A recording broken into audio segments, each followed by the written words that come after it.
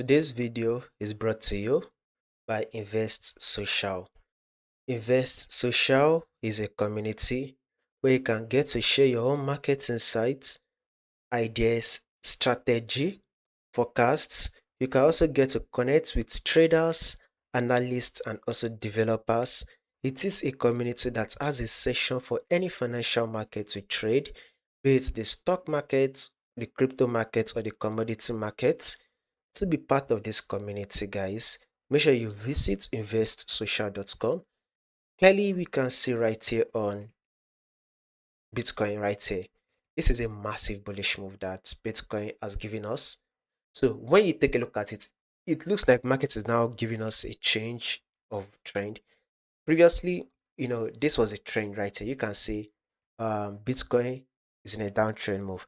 But when you take a look at what market has done right here, this is now pay attention to this weekly time frame.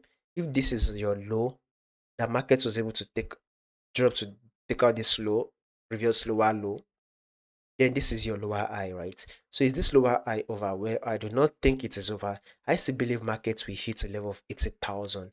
Currently, Bitcoin is trading at 78,761.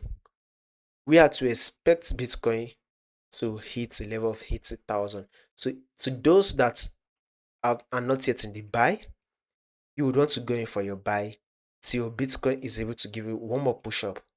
You just need one more high. By that one more push up, which is one more high, market should be able to smash our level of 80,000, maybe 80,500 or whatever level.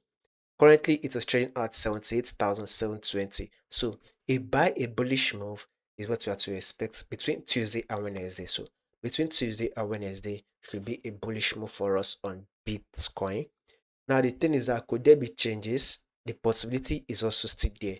So this is one of the reasons why your buyers should always be flexible, just in case if markets change or give us a change, I will come here to give you an update. So if you find this analysis very helpful, do not forget to visit investsocial.com.